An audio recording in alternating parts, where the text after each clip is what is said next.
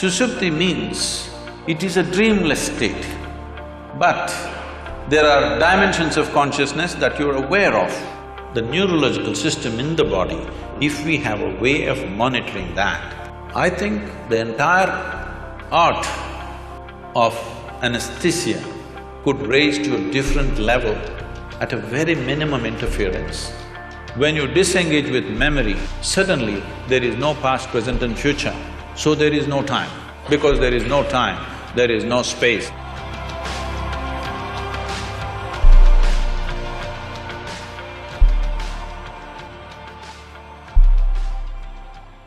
So I'll tell you why this started. 2 years ago, we were in a conversation with Sadhguru, and I asked him, we all know that anesthesia works, but we really don't know how it works, and can you shed some light on it? And he talked to me briefly, and then he said a statement which is, anesthesia, correct me if I'm wrong, Sadhguru, because sometimes I might be wrong, if I'm quoting you specifically, anesthesia cannot touch consciousness, it can only take away memory. I was blown away by that answer because that's not the way we think consciousness of. And maybe I thought, several days I've had sleepless nights thinking about maybe it's time for us to redefine the term consciousness itself. And having gone through several programs with him, I think I got some glimpses here and there to know that there's much more than what we know of. That's how this started. And so Emery, you are the one who has been doing a lot of work in this area, so you can probably start off telling me what we know now of how anesthesia actually causes loss of consciousness. Okay, so I'll start. And so again, it's a pleasure to share the stage with Sadhguru and with Nico. So, you know, how does anesthesia work? Actually, how many people here had anesthesia? Oh. Great topic, right? Yeah, right. A lot of clients out there. Exactly, right. All right, fantastic. So what happened to you? You know, some people say we turn the brain off, or we make you unconscious, we put you in a coma. But I think so we've tried to really understand what's happened. And we've done this by doing a number of studies in humans as well as in animals. And so I'll just give you the quick back-of-the-envelope way to think about it. When you take the anesthesia drugs, or when they're given to you by the anesthesiologist, the brain isn't turned off. You know, it's not like all of a sudden a switch flips. If you look at what happens to the brain, it's actually in a highly dynamic state. It's really, the actual circuits in the brain are oscillating. They're creating waves. And to give you some sense of this, if you look at my hands like this, and they're oscillating now, this is the way your brain is in a normal state of, forgive me, consciousness, right? All right? As I understand it in my little limited way, all right? But then what happens is the drugs take over the circuits, and now the circuits oscillate like this. And as long as you keep the drugs there, they're doing that. Now, what does that mean? It means that if this brain area was communicating with that brain area so that you could be conscious, it can no longer do that. When you turn the drugs off, the brain returns. As long as you keep the drugs on, it does this. It creates these oscillations. It's very much like this YouTube video, which I'm sure some of you have seen, where you have a bridge in Tacoma, Washington. I don't know if you've seen this, the bridge in Tacoma, Washington. And all of a sudden, you know, it starts to oscillate in a perfect sine wave, just like this. And no traffic can go across the bridge. It's the same thing that happens under anesthesia. And what happens is that these oscillations, because they're so strong, they take over the brain, they're not natural. And you remember one of the things that Bala mentioned was that after anesthesia, our brains often don't work the way they did beforehand. So now you can see if you've been in a state like this for 4 hours, 6 hours, 8 hours, and, you know, look, I got my AARP card about 12 years ago myself, so I'm in that category too, right? You know, you can understand why your brain may not work, right? So, and basically that's it. And what's good about that, what's good about what I'm telling you is that we as anesthesiologists can see this state. We can see it on the EEG of patients in the operating room. and we can use it to change the way we deliver our drugs. That's the practical implication of this. And then the other practical implication of it is that as we take anesthesia seriously, in other words, don't say, oh, we just give you drugs and you go away and you come back. As we take it seriously and study it, then we can start interacting with our neurology colleagues and make links between problems that they're working on. We can actually begin to have conversations with, distinguished individuals like Sadhguru, who can help us understand what is it we're actually doing on a deeper level. But if we haven't taken what we do seriously in terms of what's happening in the brain, we're not in that position. And that's where I'd like to think that we're trying to move the research now to, in other words, use anesthesia, the study of anesthesia, to help us connect with some of these deeper ideas about the brain, the mind, and also consciousness. Emery, do you have any thoughts on that? Do you have any thoughts on how we are doing? How we're connecting anesthesia to the... So what we work on as neurologists, or what I work on, is very related and very, very connected in that we're trying to understand how patients who lose consciousness because they've had a structural brain injury or a cardiac arrest or some other kind of problem can reestablish the process of a conscious state in a brain that's been injured, and what are the rules of the recovery, and what are the ways in which it can happen, and what are the limitations, and how do people get stuck along the way, and could we help them? And it turns out that there's a lot of variation. Sadhguru. Namaskaram. Dr. Brown and Dr. Schiff, highly accomplished doctors in their areas of proficiency, but I'm completely unschooled. So, because for me, the only way I know anything I know is from my own experience. So my language and my expression could be a bit abrasive, or if it seems abrasive, please pardon me because I'm nearly illiterate. So, first of all, the nature of the language that we are speaking, I'm talking about the English language. This language is very good for describing and defining external things, but is very limited when it comes to internal dimensions of many aspects of who we are. So, if we have to use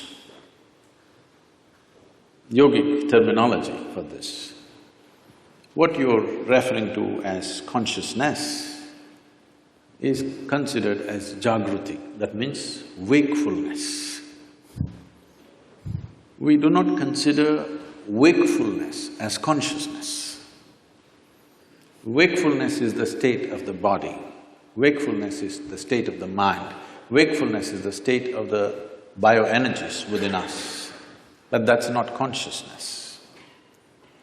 What you're seeing as physical body, well, one thing I would like to clarify is, we do not look as brain as a very significant aspect, because we see intelligence is right across the system.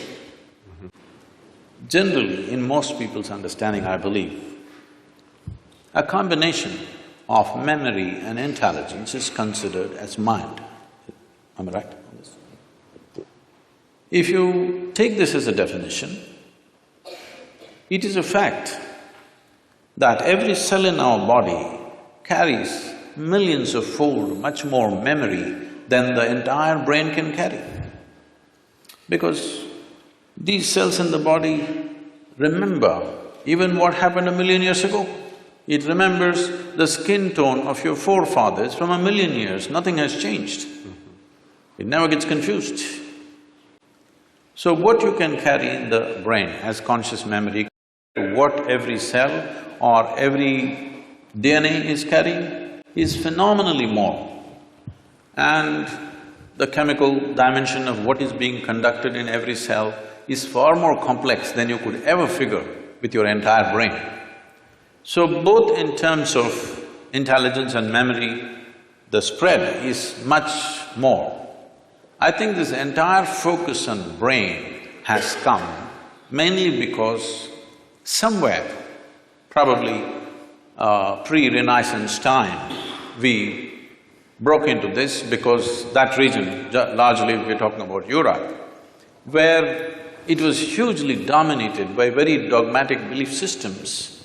When people broke through that, nobody was supposed to think for themselves, everything was already said and done.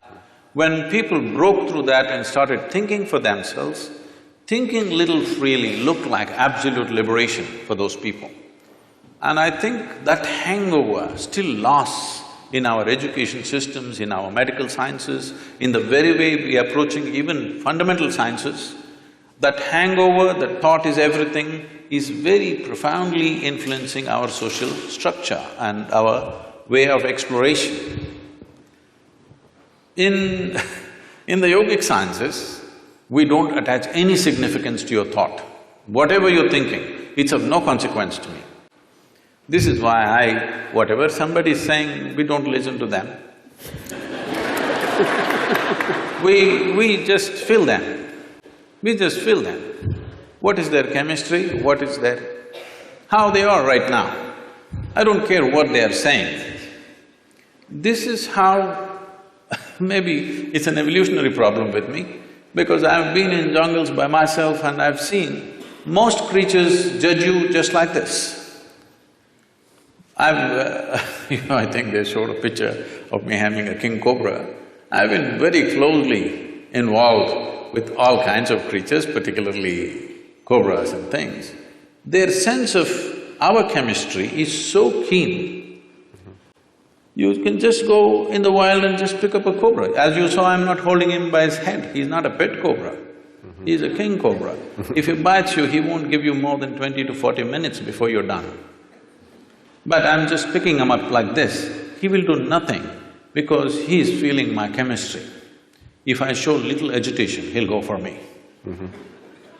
If I'm just, okay, he's fine with me.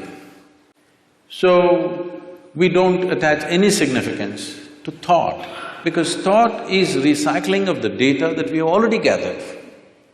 No thought can come which is absolutely fresh. Permutations and combinations of the data that we already have.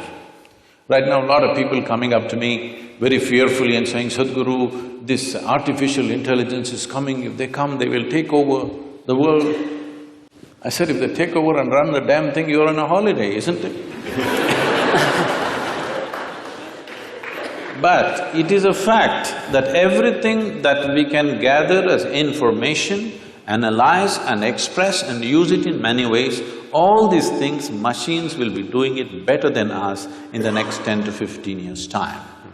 Everything that is data-based processing, machines will do way better than us. So there is this fear. I think it's a very good time. This is the time we need to explore an intelligence beyond intellect. Because we have become so intellectual, we have become so brain-oriented in our approach to everything. As you rightly said, nothing is really turned off, we've just broken the communication. After all, the purpose is to go through something which is generally extremely painful without pain. That is how the entire anesthetic science has come up. So, you're just breaking the communication and that's not happening, it serves that purpose. So, being wakeful and being conscious are two different things. This is described like this. For wakefulness, we have a word called jaagrithi. Jaagrithi means you're awake. If 10 people, let's say we take sample of 10 people, they all fell asleep, don't do it, okay? They all fell asleep and they came awake. When they come awake, all of them will not be equally awake. One person may be instantly awake, another person may take 2 minutes, as you have noticed with anesthesia also. Sure. Another person will take an hour to wake up, another person needs a strong coffee, otherwise she won't wake up. Am I right? Like this. Different levels of wakefulness is also there. Professors must have noticed. Yes, yes. In fact, the first few minutes of the day can be like that. Different levels of wakefulness in a classroom. So, this is jaagrithi. So, we are calling wakefulness as consciousness now. The next dimension of consciousness is called swapna. This means a dream state. A dream state is far more vivid than wakeful state for most human beings. It's like going to a cinema. If you go to a cinema, the key factor of the impact of the cinema on you is turning off the lights. This is something most people don't understand. If you don't turn off the lights, cinema will be no good, it doesn't matter how well it's made. Turn on the lights and watch the cinema, you will see a great cinema becomes nothing. So turning off the lights is important. So turning off the lights in our experience is the eyelids, you down the shutters, the world is off. Now you start your own world.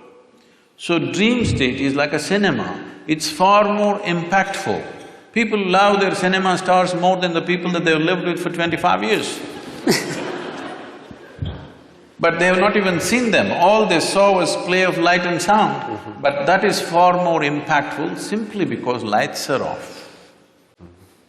So, eyelid is that, if you roll it down, light should be off, world should be closed. But right now, the problem is this mental faculty has not been taken charge of, so it's running wild all the time with eyes closed. So this dream state is considered a more powerful state than jaagrithi. Jaagrithi or wakefulness is important for performing action in the world.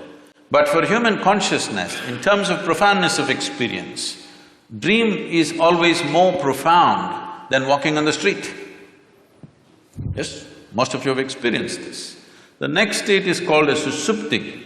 Susupti means it is a dreamless state. But there are dimensions of consciousness that you're aware of. It's a totally dreamless sleep state, but you're aware. There is no picturization, there is no video running in your mind, there are no pictures, there are no people, there are no words, but you're conscious in your sleep. This is a very powerful state. If you really want to manifest something in your life, this is something to be explored. And the next one is called as turya. This is consciousness, where there is no memory involved of any kind. Essentially in the yogic sciences, we are looking at consciousness as an intelligence beyond memory. If there is memory, memory is considered a boundary in the sense, this is one person, this is another person, simply because this embodies one kind of memory and that embodies another kind of memory. This has become one kind of person, this has become another kind of person. Essentially, it is in the memory. Memory does not mean just what I remember and you remember. Genetic memory is there, evolutionary memory is there, elemental memory is there, atomic memory is there, karmic memory is there. Inarticulate and articulate memories are there, but generally we are thinking memory means consciously what we can remember. But today, if we eat dog food, we'll not become dogs. Something within us remembers, no matter what you eat, this has to be only transformed into a human being. It doesn't matter what you eat. If you and a cow every day eat a mango, no merger will happen. Perfect memory is established, evolutionary memory is absolute. So, these different dimensions of memory are playing on a daily basis. People are thinking their thoughts are free. It's a joke because your memory is determining everything. So, largely in one single word we call this karma. Karma means the residual impact of all the memory that you have, how it is impacting every thought, every emotion, every action, the very way you sit and stand. See, if you see somebody walking far away, let's say half a mile away you see someone walking, if he's your friend, just the way they're moving their body, you say, oh, that's him. There are 7 billion plus people, but this particular man walks in a unique way, all right? Just two-leg walking, everybody walks, but still it is so unique.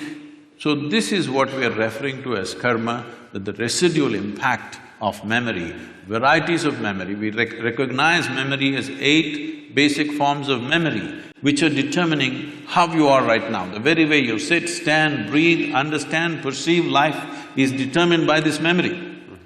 But there is an intelligence beyond memory, which we call as Turiya or Chitta. This is consciousness. Now, every one of us is conscious. The question is only of degree. Even a rock is conscious, a dog is conscious, a pig is conscious. The question is only of degree, how conscious. Even among us, how conscious is different from person to person. So, this degree of consciousness determines everything. Now, if we have to give an analogy, what is memory is like, I'm sure every one of us at some stage in our life, I don't know if you're still doing it, we blew soap bubbles. Did you? Hello? Come on, everybody raise their hand for anesthesia. Did you?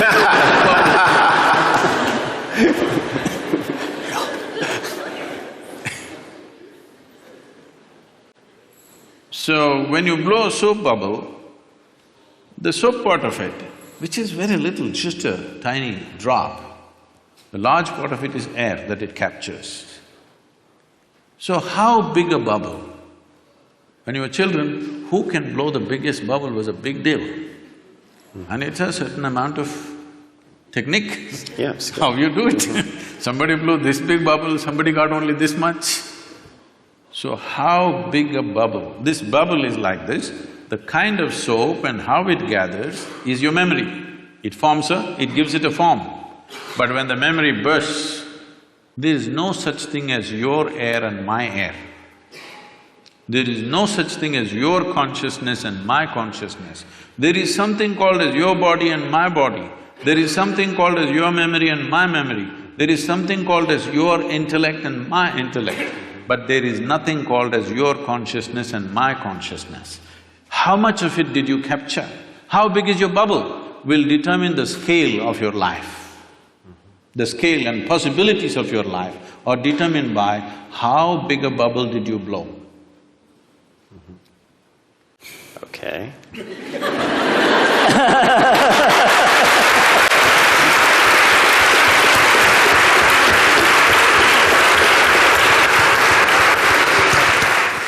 Well, let me pose you a question, Sadhguru. So, we can perhaps work as individuals to, now that I know I take away wakefulness and not consciousness, right? To move towards consciousness.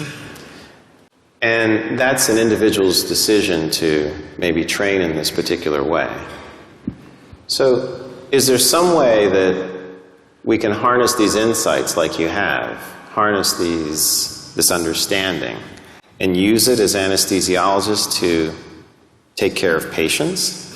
Because if we can reduce it to, or if we can adapt it, I should say reduce, if we can adapt it in that way, that would be very, very helpful, because we would be using the powers in a way that would control, have to use the word, the brain, in a way that would be perhaps more physiologic.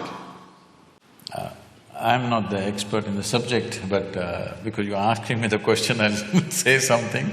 But you're the expert in anesthesiology, is it? Yeah. I'm sorry. in my simple understanding, anesthesia as a process has come into being in this world, or is existing right now, because there is pain. Pain, when it happens to us, is a bad thing. Nobody wants pain. But at the same time, if there was no pain, most people would not even know how to preserve their own body.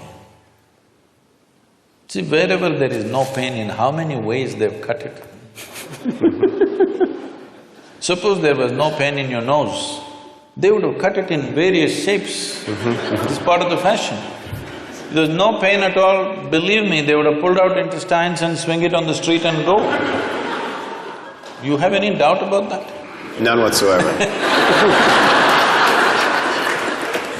So, essentially because there is pain in the body, and pain is a protective mechanism. Because most human beings still don't have the necessary intelligence even to preserve themselves. If there was no pain, even if a bicycle comes, people step back, don't think this is out of civilization. Consequence of pain. Because no pain, even if a truck comes, they would just walk. Yes, they would. So, because of pain, so pain is essentially a protective mechanism for us. Without it, people wouldn't know how to stay alive, how to stay in one piece, they would have cut themselves into pieces. So, but sometimes, as what is called as surgery, is in some way cutting people up. Sure. So it has become a necessity to cut someone. How to cut them? With minimum amount of disturbance to the system. That's the whole effort. So in this effort, as you said, essentially you're disengaging different parts of the brain. I don't know if it's an exact science or it's generally getting disengaged. Whichever way, is it getting effectively disengaged that people go through surgeries without even knowing what happened? When something major was done to them, their ribs were opened up and ribcage was opened up, heart was opened up, brain was opened up, they don't even know what happened. Very innocently, they wake up after a day or so, whatever amount of time. So this is anesthesia. How could we use… See, one dimension, because when we were speaking in the room, when you said, essentially, if I'm wrong, please correct me, you're monitoring the physiological systems of heartbeat, blood pressure and temperature, brain waves, whatever else, the physiological factors. If… I don't know if it's even a possibility, but if you find a way to monitor the neurological system, ignoring the physiological system completely. See, the concern may be the moment you put somebody on the table and start opening the body, the concern of a doctor or a surgeon may be that you don't want him dead on the table. So you're watching his heartbeat, you're watching his pulse and you're watching his all the other parameters. I understand and appreciate that concern, but instead of… okay, let's leave the physiological monitoring as it is, but if we have a way, I don't know if there is a way in the medical science, if we monitor the neurological system, not just the brain, the neurological system in the body, if we have a way of monitoring that, I think the entire art of anesthesia could raise to a different level at a very minimum interference. It could happen because why I'm saying this is, there is something called as marma in yoga and also in what is called as kalari in South India. It's a certain form of martial art. Marma is a way of killing the pain completely at certain moments when we want to, just by touching certain parts of the body, handling body in a certain way. So essentially what we're doing is, the neurological system, we're shutting it off. And there is no pain at all. We can go ahead and do what we have to do, and only when we release it, the pain will come back.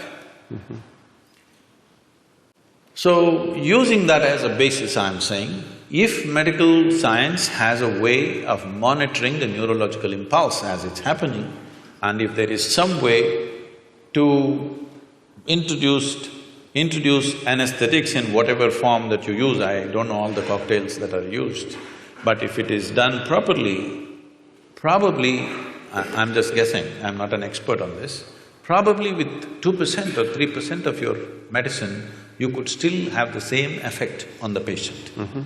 Because how you use any medicine on the body and how you use it on the neurological system, I would say 1% of what you use on the muscle, if you use it on the nerve, it will produce equal effect. But it's interesting because I think what you're saying has contact also with the work that we do in the recovery phase, and there are people now looking very carefully at cardiac and brain interactions.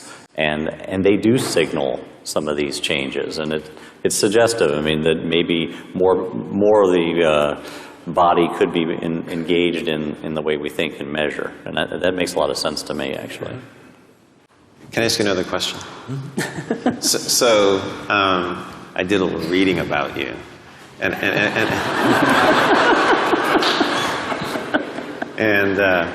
he's not as uneducated as he would have you believe. See, he's actually quite educated. That's pretty clear. And I was curious because I think it was back in 1982 when you had like your first enlightenment experience, I think. And there's a story here. So you mentioned how it seemed like only 10 or 15 minutes had gone by.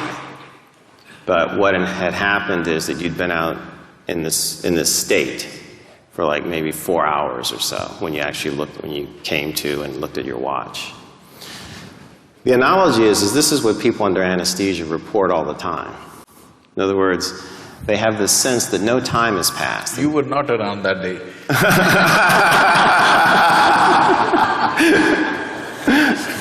Maybe I'm reaching.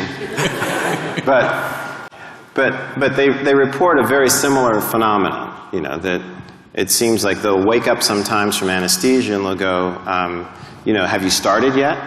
You're done? They're actually quite surprised. So whatever our timekeeping mechanism is, right?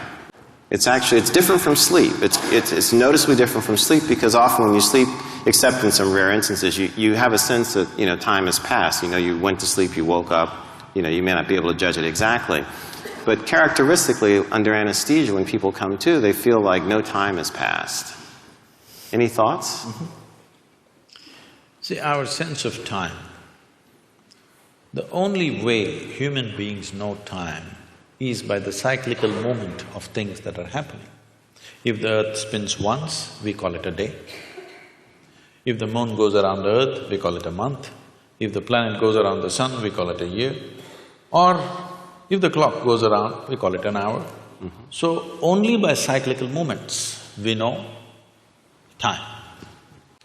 What cyclical movement means is, all physical dimensions of the existence, from atomic to cosmic, exists only because of cyclical movements.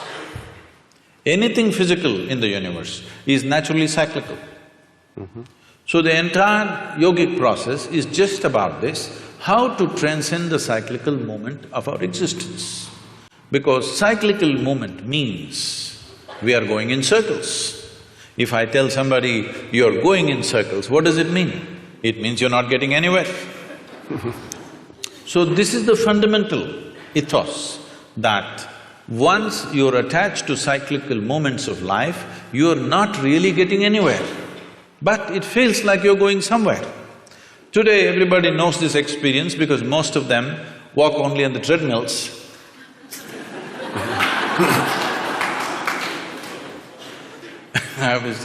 I was in conversation with Ed Bagley, who's an environmentalist, and he said, if somebody from another planet comes here, some aliens come here and see, we drive to the gymnasium and then cycle inside the gymnasium on a stationary bicycle, what will they think? Right. So, cyclical movement signifies physical existence. Mm-hmm. Physical existence, as today fundamental physics is talking about it, forever the yogic sciences have been saying this, it is a minuscule of the larger space. Mm-hmm. It is just some 0.000 some percentage, negligible percentage, all of us together, and the planet and the universe and everything. The physical universe is just way below 1% of the cosmic space.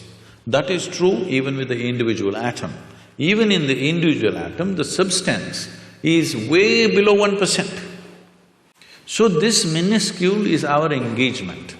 How I see in my experience is, it's only the footprint. We are so engaged with the footprint I have been in the jungles of South India for long periods of time. At one time I was involved in tiger census. So for days on end we followed the tiger's footprints. We saw only the footprint, we have not seen a damn tiger. So till you see the tiger, by footprints, whatever imagination you have, tiger breaks it for you. When he growls at you, it's all gone. All the… you studied the footprint, you thought you understood and how he does things, his behavior, everything you understood by his footprints, how he moves, what he does. But when you see him, all this knowledge you gather vanishes in one moment. Fortunately, he didn't make breakfast out of you, but even just seeing him, everything vanished. So right now, we are just studying the footprint. Consciousness, the remaining 99 point whatever percentage that is there in the atom, that's there in the cosmos, this is consciousness. An atom has captured a minuscule of consciousness. You and me have captured the largest amount compared to any other creature on this planet.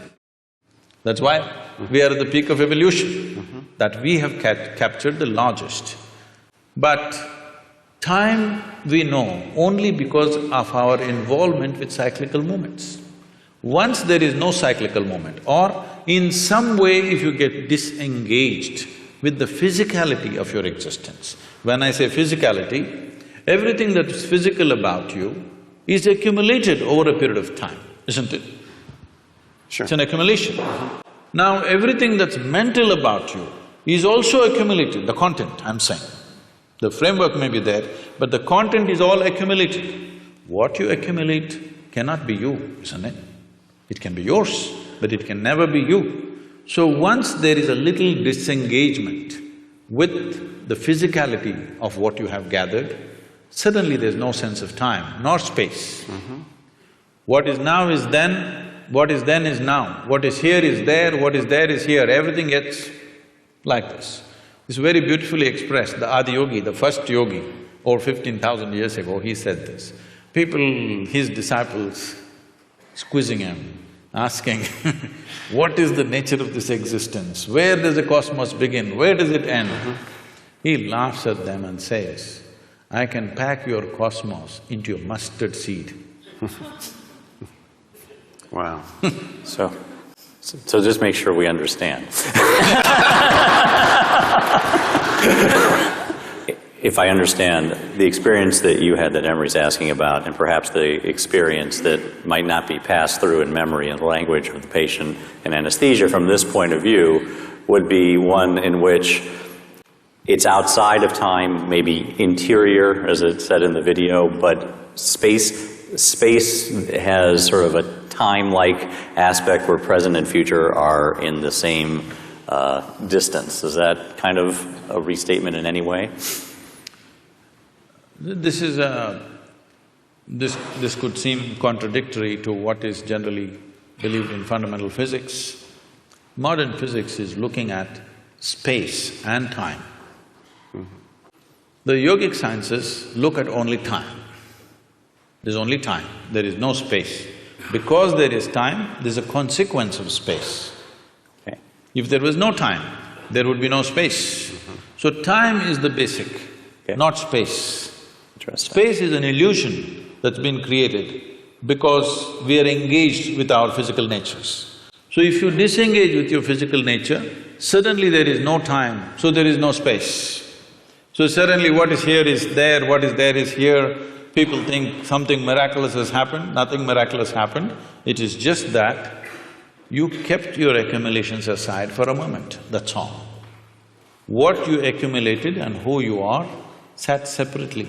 The very basic program, what we're teaching as inner engineering is just this. What we're training people for is, if they sit down here, body's here, what you call as your mind is somewhere else, what is you seems to be little away. Once there is a little space between you and your body, between you and your mind, suddenly there is no time. Once there is no time, there is no space, there is no possibility of space. This needs to be understood. We have a common word both for time and space. We call it kala. Kala means time. Kala also means emptiness. So emptiness means space. So this hall is empty, that means there is space here. We say when the hall is full, we say there is no space here, that's what we mean in a simplistic way. But the same word is employed both for time and space because space is bred by the time. If there is no time, there is no space. Right now we are understanding time as cyclical movements. So we are looking at time in two different dimensions, Kala and Mahakala, the greater time. The greater time has no cyclical movements. Cyclical movement is because of physical nature. Because of physical nature, there is time in terms of birth and death, in terms of initiation and expiry of everything that happens. Every atom, every electron, every proton, somewhere has an age. Even the very planets and the solar system and the sun has an age. Sometime it is begun and sometime it's going to end. Whether it's going to be a bang or it peters out is is something we can debate. Sure. But physicality is not perpetual. It begins and ends. Because of that, we are looking at time in that sense. But there is time beyond cyclical nature. This we call Mahakala. Is there some logical way of explaining it? No. It is just that when you disengage with physical nature, which is the main purpose of yoga, because otherwise, when you engage with your physical nature, you engage with your memory. Your body is just memory, variety of memory. 8 different dimensions we are talking, whether we see 8 or 4 or 1, it doesn't matter. This has taken a particular form only because of memory. It is functioning in a particular way only because of memory. So when we disengage with physical form, we are disengaging with memory absolutely. When you disengage with memory, suddenly there is no past, present and future, so there is no time. Because there is no time, there is no space, there is no distance, there is no possibility of this and that. Since I have you here… I'm yours. No, thank you. Professor Sir. No.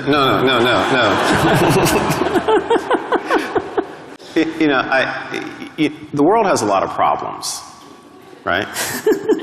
And, one of the things that we need to solve, and we were talking about some of this, just as we were sitting down there before the program started. Can I correct that question a little bit, sir? Sure. The world doesn't have too many problems, it has only one problem, human beings. Okay.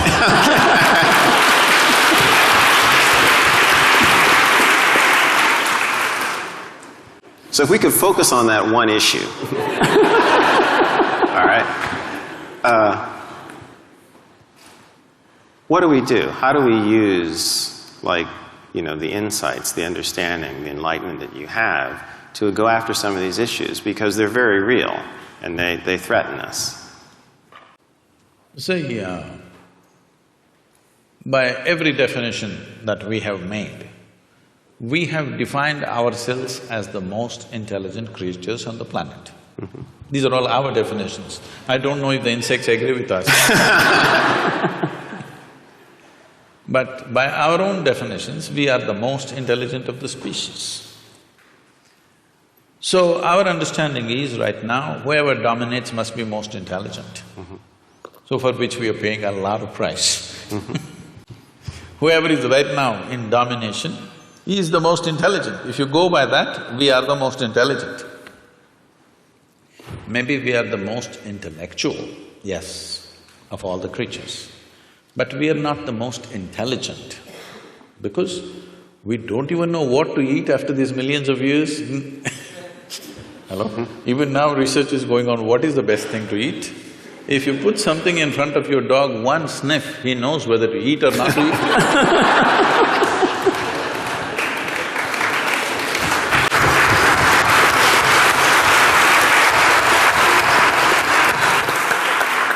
So this is mainly because this is a new happening. This cerebral activity is a new happening. We're a bit too excited. Just like, people are all engaged with their smartphones all the time. They're walking like this everywhere. They're not looking at the sunrise, even that they look in the phone screen. They look at the whole cosmos in their phone screen. Because the instrument is new. Next generation may not even look at it, probably. Right now it's new, everybody is engaged with it and they're calling it a smartphone. Generally, someone will refer to someone else as smart when they find that person is smarter than them, right? So, unfortunately for a whole lot of people, the phone is the smartest thing about them. So, this is a new gadget. This… you should know more about these things if you have the right names for this. The brain? No, in the brain, this cerebral development… The cerebral cortex and… Yes. yes. This is a new happening. So we're a little excited about this. This can boom, boom, boom, you know, there's all those figures of blue lights flying all over the place and we're excited about those things. But fundamentally, intelligence always has been, all right? It might have found expression in the form of thought, which gave us the capability of language and many other arts and music and things. It gave us various capabilities, there's no question about that. So only a very few, very small percentage of people used it that way. Rest of the people are using their intellect just to freak the hell out of themselves. You're only handling injuries or you're also handling people going off? I only do neurology. Okay. I'm not board certified in psychiatry, if that's the question. If they're neurotic, you don't deal with them? Not trained for that. Okay. They all come not professionally trained for that. A lot of them come to me. You're lucky. So, this is essentially like you have a new gadget, but you have not read the user's manual. You're doing something with it. Human suffering that you see, human beings are suffering on various levels. As a doctor, you're probably seeing physical suffering in terms of ailments and surgeries and whatever they go through, injuries and stuff. But I'm seeing a different level of suffering. People who have no ailment to complain about, but they suffer deeply. People without any ailment suffer far more than people with ailments. At least if you have an ailment, you have a good excuse. Most people don't have an excuse, simply sitting, standing, they suffer. Everybody has found a reason. Why? Well, somebody is suffering because they are poor, they're suffering their poverty. You make them rich, they'll suffer the taxes. They're not educated, they couldn't get into the school, they will suffer. Get them into the school, you've seen them suffering here. To the best school, they will get in and suffer. They're not married, they suffer, get them married.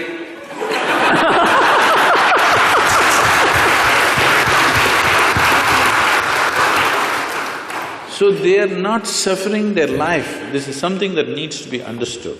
They're not suffering their life. If you ask them what they're suffering, they're capable of suffering what happened 10 years ago. Yes or no? 10 years ago something happened, they can still suffer. And they are capable of suffering what may happen day after tomorrow already. So essentially, their suffering is not about life.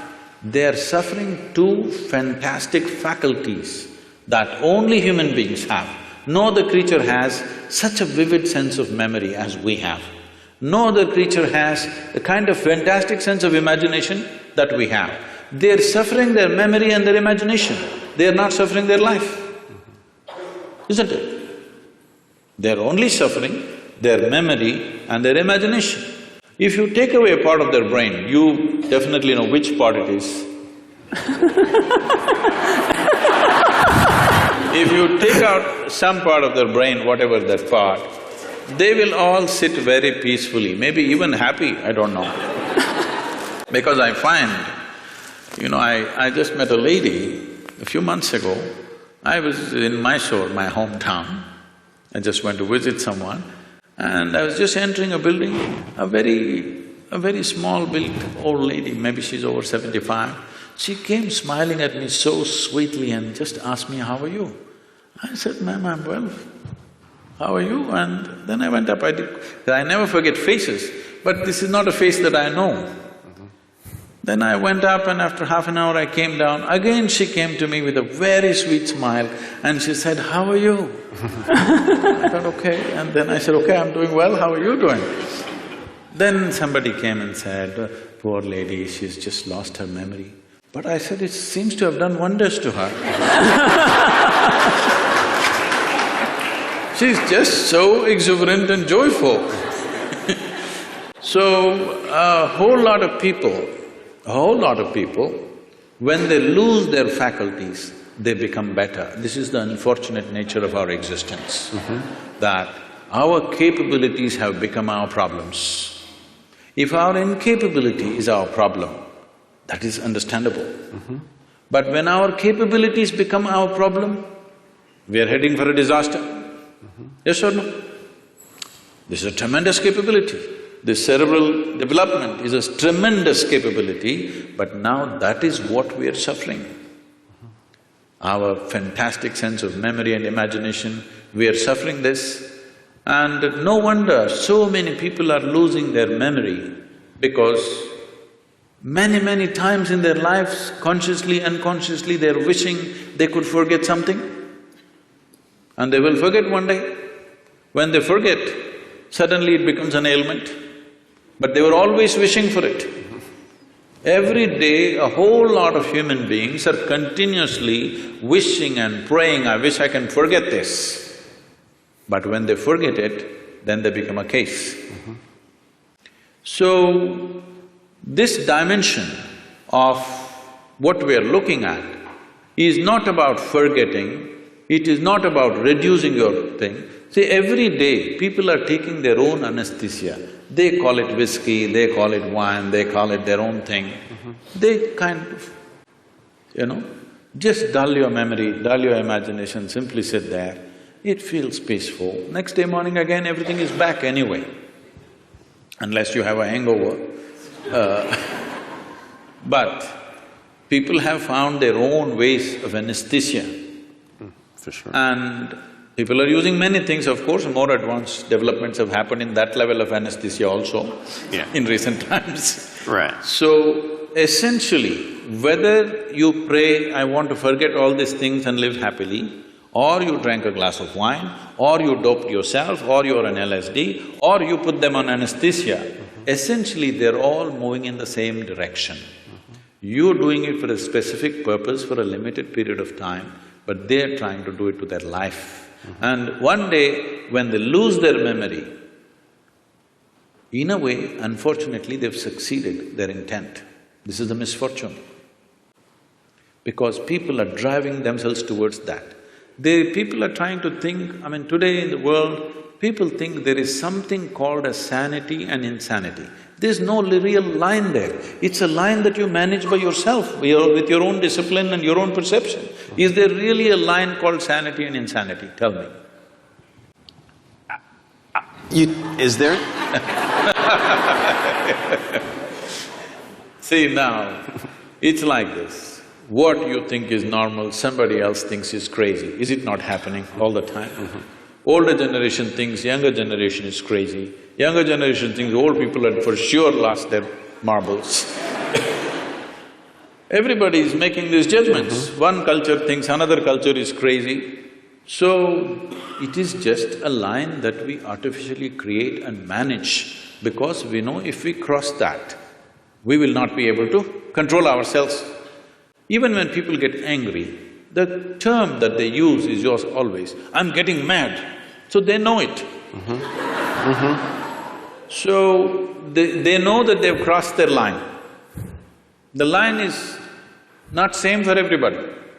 What is my line and what is somebody else's line is different places people have drawn their lines. Somebody thinks it's all right, once in a way, at least 3 times a day I shout at somebody, it's okay. If I ever shout at somebody, then I will withdraw probably for many years, because such a thing cannot happen. If it happens, I've lost it.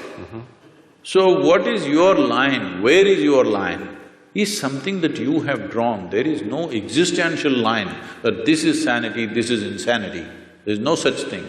The question is just this, if you're in control of your mental faculties, this is called sanity. If you're not in control of your mental faculties, this is called insanity. Suppose, right now, we can make an experiment with all of them. Can we? Sure. I'll give you 10 seconds. Next 10 seconds, nobody… a simple thing, what you have to do is, you can think of anything in the universe you want. Only thing is, don't think of monkeys for the next 10 seconds. Okay? 10 seconds, no monkeys. You will count millions of only monkeys. So, our faculties are not totally in control. The question is only, how crazy are you? Okay? You are a little more crazy than me. That's about it. But there's no such thing as somebody is absolutely sane and somebody is absolutely insane. What means a lot to me looks like insanity to somebody else. Is it not happening every day? What means a world to you, somebody else thinks this is insanity. What means a world to them, you may think it's insanity. All kinds of things are being done in the world and it looks perfectly normal for that person, it's only others who are making this judgment that he is insane. Only thing is, if what is out of control goes to a point where it causes active harm to himself or to people around him, then we are diagnosing him as totally insane. But there has to be some sort of agreement, and I'll just call it that, so that we can have a functional social structure, right? So, you're saying sanity is a social thing? I'm asking, I'm afraid to assert here. It is so. See, even in terms of sanity and insanity, what is crime and what is not, is a social thing, isn't it? Right. It's a very social thing. So when we're talking about social things keep on evolving from generation to generation, it keeps changing. What you thought was wrong has become right, what you thought was right has become wrong. In one generation it happens, isn't it? So social realities we don't have to debate because it's a flux that all of us create. It's generally called culture. Culture is not something that dropped upon us. What mess we create today is tomorrow's culture. What the previous generations did, they did not do everything consciously, they did some mess. That's our culture right now. Okay, so if I understand the answer, it's a very hopeful answer. Because no matter how bad things look, they present to us a problem we can solve. Is that in the next generation? Is that sort of the point? You have teenage children or something?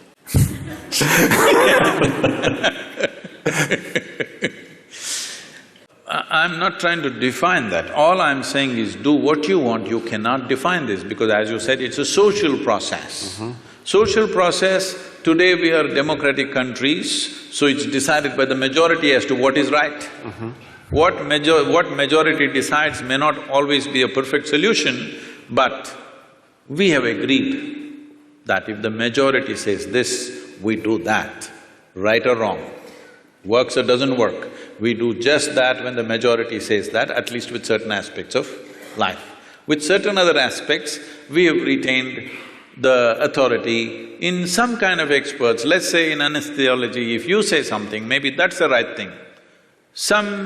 Let's say somebody has come up just today, he passed his medical exam and he's come, if he says, he will be put through 1,000 tests, but if you say it, people will accept it simply because of a certain record and a certain reputation and whatever, but it may not always work. Reputation and records may not always work, but we are looking at largely what works. So these are all social processes. Without going into that, when we talk about anesthesia, when we talk about disengagement, or when we talk about meditativeness, this word meditation in English language has to be cleared because we've been going through that. See, the English word meditation does not say anything specific. I know it's become a popular word, but it doesn't describe anything specific.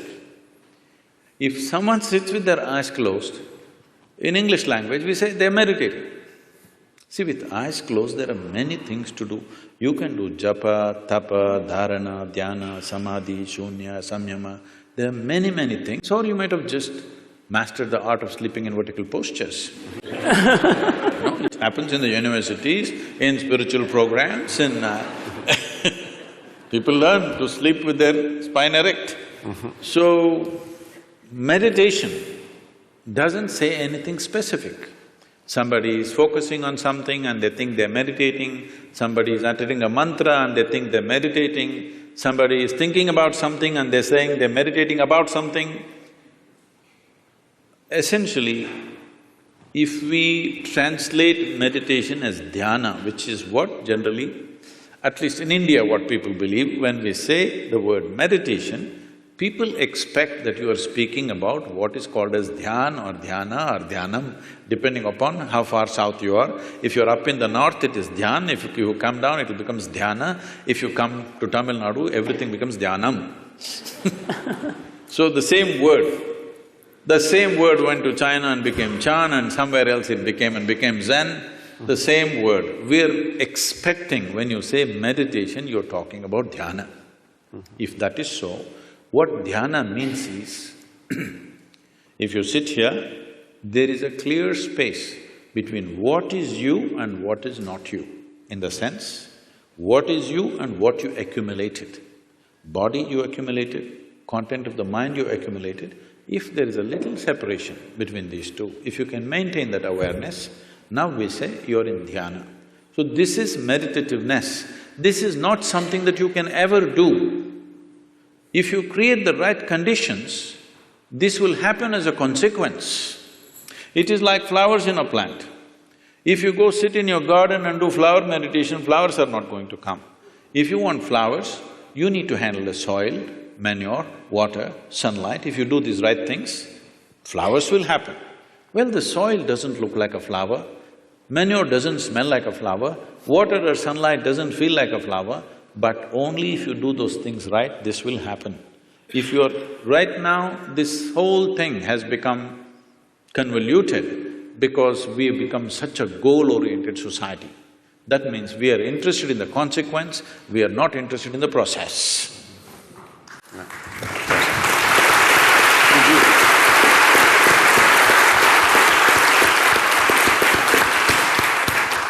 So we have…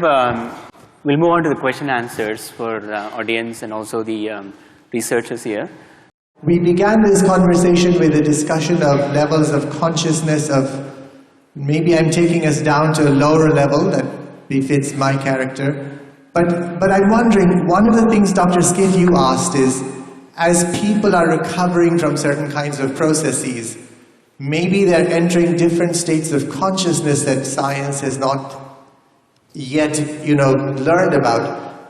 I'm wondering if that theory is necessary because we know about the plasticity of the brain. I think Baki Rita, is that the gentleman who talks about plasticity of the brain and extraordinary things that the brain can do to recover functions in different parts as it's damaged. That's one, and maybe that's a more technical question. I have a larger question for Sadhguru. You spoke very eloquently about memory, intellection, asking us to put those aside. And I'm trying to understand exactly what you mean because I haven't caught it, I'm sorry to say, because it seems to me those are the unique or extraordinary things about us as human beings, right? The fact that we have this historical memory going back to Mesopotamia and beyond, in India, thousands of years, and also as individual human beings, and intellection, which allows us to build spaceships in addition to sit here and listen to you. So I'm not quite sure how you mean for us to leave those aside or place less value on them. I did not talk about devaluing them or leaving them aside. What do you think? Is this planet round or flat? I suspect it's quite round. Really? You suspect it's round? You're not sure? No, yes, I'm sure. It is round, in fact. In fact, I think that is how matter has to collect around gravity. No, don't go there. Gravity is another thing. But today we know it is round. Though, if I walk up and down this place, in my experience it feels flat. But we know it is round. We debated this for thousands of years, all right? But we couldn't figure it. But it became very clear to us only when we took off. We created some distance from the planet. You flew up there and looked very clearly, it looked round. You went and stood on the moon and looked around, 100% it's clear it's round. So what gave you this clarity is the distance. When you were in it, you thought any number of ways but you couldn't figure it. But the moment you had distance, you had clarity. So only in that context I said, you must know how to keep your accumulations aside. If you're carrying a bag, when you don't need it, you must be able to keep it aside. If all the time if you carry it, it'll become a torturous process. That's what is happening to people. Nothing wrong with your mind. It's just that all the time it's on and it's becoming torturous. Not knowing how to do, they're sozzling it out with alcohol or drug or something else. Essentially, they are unable to bear the activity of their own mind, isn't it? If they could keep this bag aside for some time, all we have accumulated, it would be nice. You won't lose it, because nobody's going to pick it up and go. It's there for you, but once there is a little distance, you have an absolute understanding of the nature of what it is, only then you can handle it the way you want. Right now, you're handling both your body and mind accidentally, accidentally. When you do things accidentally, anxiety is normal, and that's what is happening. Because everything is accidental. Because there's no clarity about anything. Because the nature of intellect is such. If I ask you, would you like your intellect to be sharp or blunt? You must choose right now, I'm going to bless you. Sharp or blunt? Sharp. Sharp. So you understand, intellect is a cutting instrument. It's like a knife. The sharper, the better. If somebody is very sharp, you will say, oh, he's a razor sharp. Intellect, very sharp. So cutting instrument. Cutting instrument can be used for dissection. With dissection, we know many things. Did you do science in your high school? You cut open that frog and saw how the heart was pulsing. The frog didn't think much about it, that's another matter. But you came to know so many things in this world. Slicing a human body, slicing a flower, slicing an atom, we discovered so many things. But is this a complete way of knowing? Can I know you by dissecting you fully? Is it possible? Maybe I will know you better by including you, by engaging you, rather than dissecting you. By dissecting you, I may know your heart, liver, kidney and spleen, but I will not know anything about you. Only by inclusion I know. So, you are using a cutting instrument, or let's say you take your knife and try to sew your clothes, you will have tatters. So this is what is happening with approaching everything intellectually. Everything is going into tatters. We are trying to sew with a knife, it's not going to work. There are other dimensions of intelligence. We, in the yogic way of looking at things, we look at human intelligence as 16 parts. Out of the 16 parts, to make it simpler, we can make it into 4 categories. It's called buddhi, ahankara, manas and chitta. Buddhi means the intellect, it's the front end. This is essentially a survival kit. Without your discriminatory intellect, you wouldn't be able to survive on this planet. You have to discriminate. Now here a deer came and here an elephant came, you should know which way to go, otherwise you wouldn't survive. Discrimination is constantly on, which is keeping you alive right now. Otherwise you wouldn't know whether to walk into the… whether to walk on the sidewalk or in the middle of the road, you wouldn't know. So there is a discriminatory process which is keeping you alive. It's a survival instrument. Without it, you cannot function. How does this survival instrument function? What is its nature?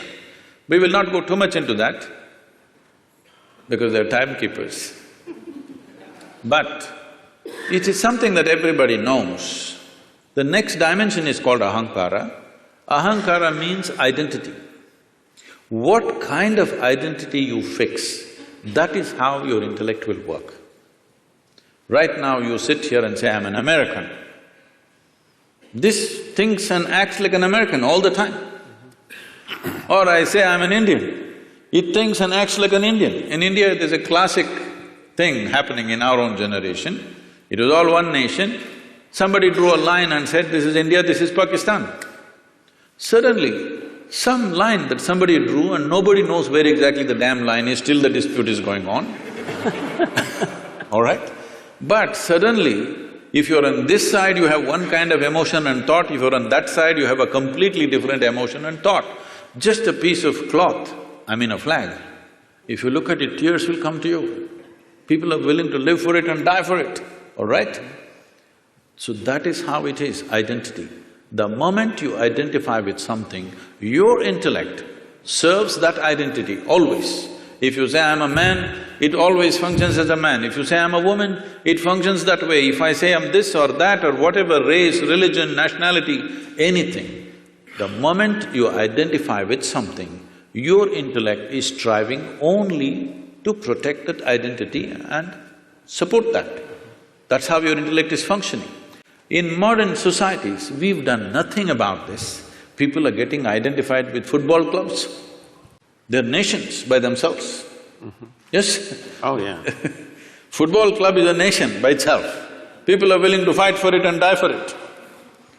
Because we have not cultured an identity. When a culturing an identity means, in India there was a system, now unfortunately it's largely gone, though still some part of India still has this. First thing before we start education, it's called Vidyarambham. Before you start education, the first thing is, you must take an universal identity, cosmic identity. Only then education is given to you, because education is empowerment. You should never empower a limited identity. If you empower a limited identity, violence is a natural consequence of that.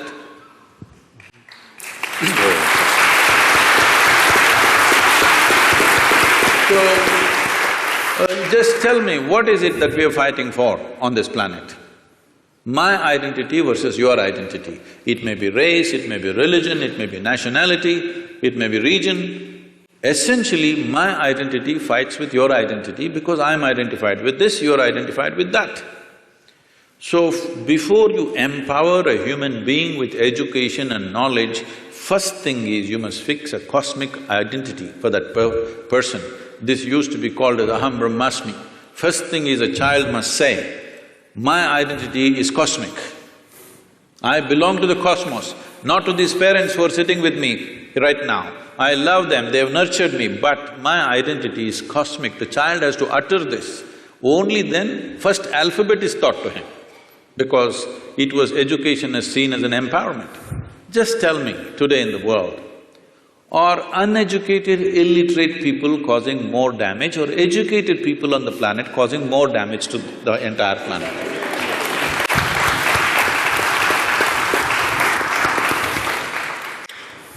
So, it is just unfortunately, empowerment is happening without fixing the identity. With my limited identity, if I study all kinds of nuclear science, what am I going to do? I'm going to bomb you, that's all I'm going to do to you. What else will I do to you? That's all I will do to you because this is my identity. You stand against me, suddenly I have to do something about that. So whatever capability I have, I'm going to use it. That's what is happening. So identities have not at all been worked at, that's a big problem. But intellect functions according to your identity. If you have to continue the analogy, intellect is like a knife. Is a knife, suppose we don't give a knife to a child's hand. Why? Knife is not dangerous. Child's hand is not steady, that is the problem, isn't it? You are in the surgery rooms all the time. Tell me on this planet, are knives taking more lives or making more lives? Hello? Really, it's taking more lives? Are you a surgeon? It is making more lives, both in the kitchen and the surgery table, it's making many lives. Here and there in an irresponsible hand, it's taking a life, isn't it? Sure. Knife is not dangerous, it is the hand, it is the identity which makes the knife dangerous. If there is no knife, just with the hand we will kill. Yes or no? Sure. So the third dimension of intelligence is called as manas. This manas is the silo of memory, which we were talking about, 8 different dimensions of memory: elemental memory, atomic memory, evolutionary memory, genetic memory, karmic memory, inarticulate memory, articulate memory and conscious memory. 8 dimensions of memory, everything that's happened from the beginning of creation here on this planet, from amoeba to now, everything, the memory of it is there in the body in some form. And every day you're using this memory in an unconscious way. You're using this memory, otherwise if you forget one day, suddenly you may start going like a reptile. No, it remembers the entire evolutionary process. And do not underestimate this. Now that you also said the planet is round, a simple thing with 2 legs, to walk on a damn round planet which is spinning is not an easy thing. Do you know how much is involved? The physics of it is very, very super complex. Those of you who are on binges of alcohol, you understand how difficult it is to walk on a round planet. Or if you have a vertigo or something, then you understand. Because it's a very, very complex process to walk on a round planet which is spinning. But we are doing it effortlessly because of this evolution. It's not a simple thing. Moving from 4 legs to 2 legs is not a small development. A whole lot of neurological development has happened. Only because of that we are able to walk on 2 legs. So now this memory is acting all the time, and the access point is the identity. How you are identified, that is how you choose the memory. Whatever kind of memory, both of us may have same kind of memory, but if I am identified one way and he is identified another way, we will choose memory differently, organize memory differently and act differently. For the same education, aren't people going different ways? In the same house, 2 children are born, same genetics, same food, same school, are they not going in like this? Because depends on what kind of identity one has chosen. This disciplining or limitless… setting a limitless identity, not a small limited identity, must happen at an early age. If this doesn't happen, our intelligence will work against us. That's what is happening in the world today. The 4th dimension of intelligence is called chitta. This is unsullied by memory. This is an intelligence unsullied by memory. There is not an iota of memory in this. This is what normally in English language is passing off as consciousness. So, where there is no memory, there can be no boundary. Memory is the basis of boundary. This is me and that is you, this is my memory versus your memory. This is me and this is a table, this is only by memory. If there is no memory, there is no boundary. So going beyond those states of memory is necessary for every human being, whatever capabilities you have right now. Because of our explorations, our knowledge, our science, our technologies, well, this is what is eating up the very basis of our life also, isn't it so? The planet is going away. We have no solution for that, but we're going on simply because we have explored bits and pieces without grasping the entire dimension of what it is. Consciousness means that you went beyond the boundaries of your memory and grasped life as it is. Now it doesn't matter how much knowledge you have, you will do what is needed and nothing more than what is needed, and that's what needs to happen in the world.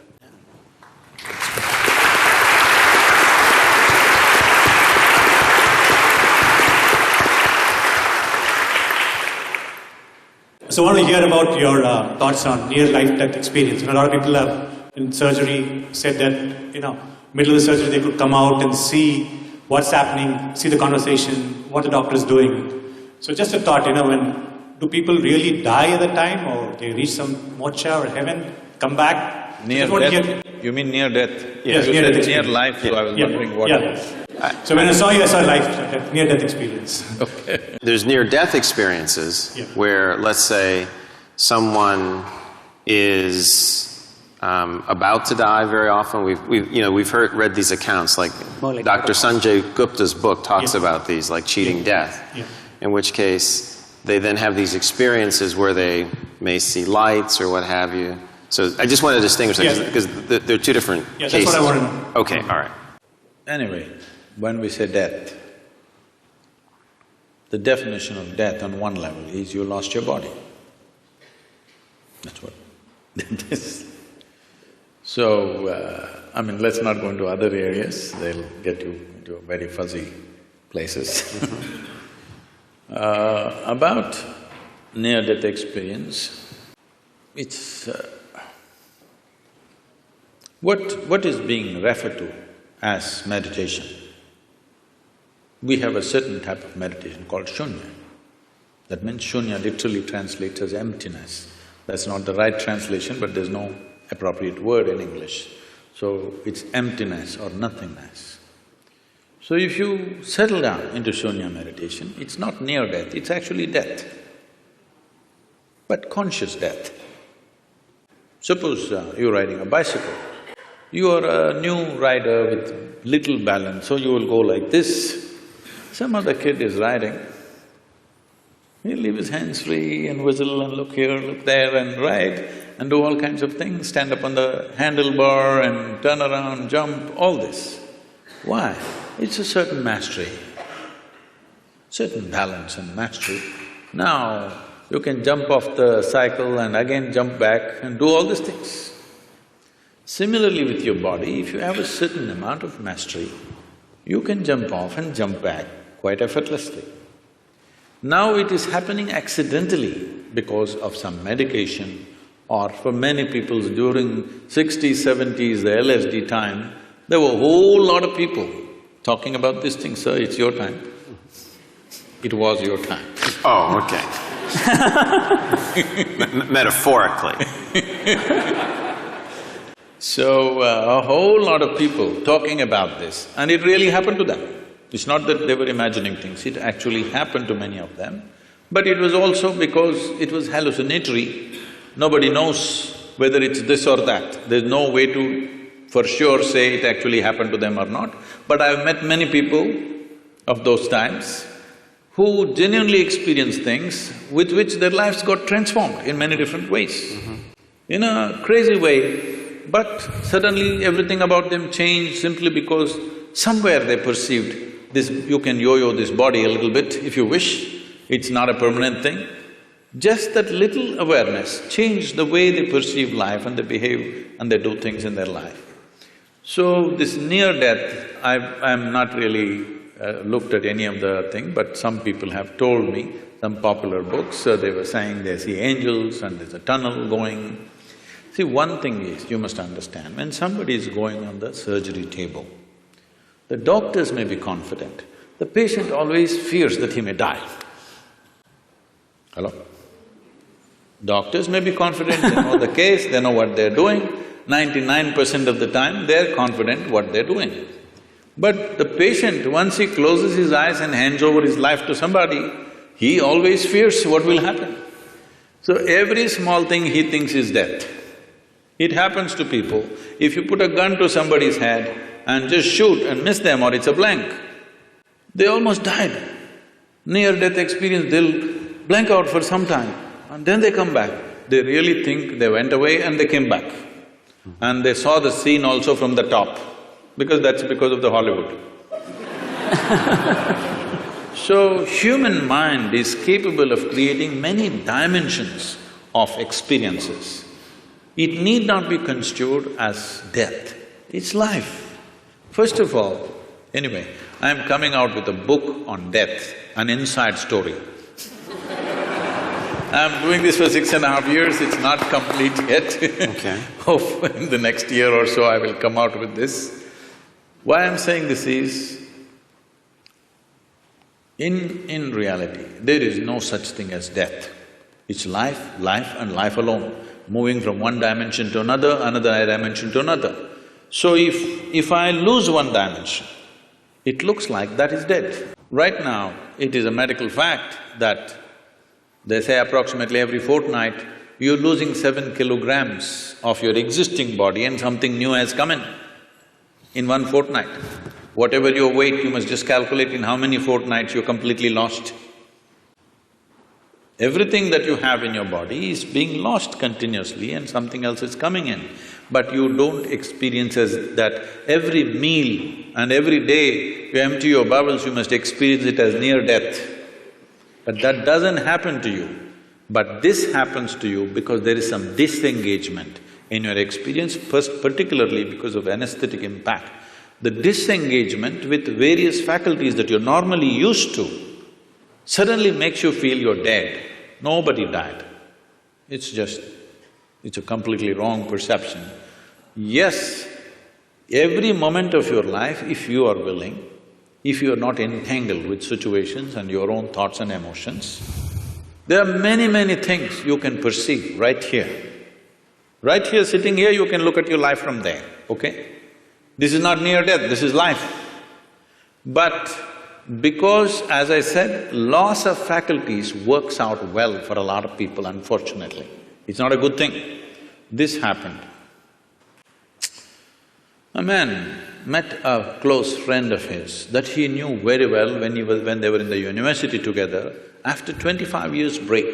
So he invited home for dinner, he went, and being an Indian household, the wife was serving and these two men were eating. And every time he wanted to ask for something from his wife, he said, my honey, my sweetie pie, my boo-boo-boo, my koko-koo, my bulbul, and whatever else, your Tamil, so my tangam and my chuchu, all those things. So after the dinner was over, the friend was leaving and he said, you are having an amazing life, aren't you? I'm married with my wife for 15 years, we can't even look at each other's face. The way, the endearments you're showering upon your wife is truly fantastic. I said, what are you talking about? He said, you called her bulbul, you called her tangam, you called her this. I said, oh man, I forgot her name 7 years ago.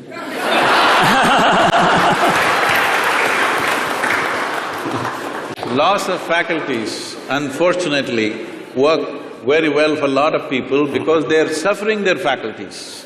The greatest faculties that have come to us after millions of years of evolution, unfortunately we suffer because we have not read the user's manual.